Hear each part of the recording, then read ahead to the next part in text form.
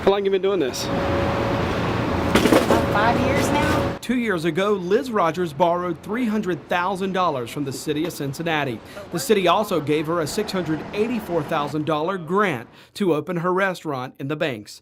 Rogers has either missed or has paid late on half of her loan payments. She's currently $28,000 behind, and the city's never sent her a notice of default. Is your intention to fully repay this loan? That's my intention. I personally borrowed this money because it was offered to me and have every intention on paying it back. However, I have to pay it back. Rogers isn't making the full $3,000 monthly loan payment. She's making partial payments. She blames her slow business on a tough winter and few customers between Reds games. She's working with the city manager's office on a payment plan to keep the city from coming after her. When I talked with you yesterday, you had no clue about these loan extinguishments. No, I had no clue. I mean, because I've never gone to the city, and asked them to forgive anything.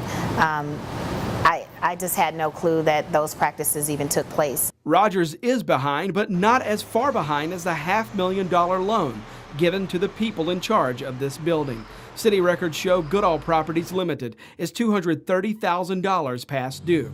City records do not show whether the city's trying to collect this money. The Goodall building is right beside City Hall. We showed Rogers the list of loans the city's forgiven, $13.5 million in all. What was your reaction when you saw those loan extinguishments and what that city council's agreed to do? I would like to know why we're focusing on Liz Rogers and Mahogany's. And that's all that we've heard about from certain council members and not the other loans. I just feel like other people in situations should have been amplified at that point. The public has a right to know. If the city came to you today and said, Liz, we're going to just extinguish, we're going to forgive this loan that we gave you and expected you to pay that back, would you take that today? I mean, I don't know the circumstances of what they're doing, why the loans are being forgiven. It's not for me because those are not my loans. But how things are reported, now that the tables are turned, somebody has some explaining to do. Well, that somebody would be interim city manager Scott Stiles. Several times over the course of our investigation, we asked Stiles for an interview, but each time the city spokesman told us no. Now, the city did issue a statement regarding these last two loan forgivenesses from May and June, but that statement did not answer the why. Why is the city giving away your tax dollars that could seemingly be collected? We took that simple question here to City Hall to ask the man in charge. Last week, we found Stiles in his office. I said, can we have a word with you when you finish up your meeting? Sure. Okay, thank you. Yeah, I got it. We'll hang out. Okay. Thank you. We never got that meeting with the city manager. He called the city spokesman to escort us out of the office. We're actually waiting on Mr. Stiles.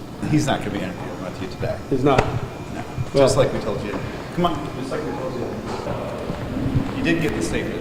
I got the statement, yeah, but it didn't answer any of our questions. City spokesman Rocky Mers So what would you like for now? eventually agreed to answer our questions. Why did the city choose to go with extinguishment of two loans that were severely past due? I'd refer you to our statement on this subject. Okay, well, the statement didn't answer the question. The question is, why did the city choose to, in two cases, just simply forgive tax dollars that were loaned out to private citizens here in the city of Cincinnati? We had an instance where we had two loans that were not going to be paid back. And so this allowed us to get other economic development benefits for the surrounding neighborhoods. These are loans that were never going to be paid back. Is the city willing to forgive all the loans across this city simply because someone will not repay that money? No, to somehow suggest that the city is just letting people get away with money is a gross oversimplification of what's happened. The city argues removing the old loan debt is the only way to allow new development to take place. That's not a good enough reason for the councilman who's voted against the last two loan giveaways. How do we extend a loan to someone who fails to pay us back over an extended period of time and never receive a letter of default? The city sent them nothing. So then after sending nothing, you come to council and ask us to forgive it. Is that a good enough standard to say, you know what, well, let's just forget the loan ever happened? I think we failed when those things happen.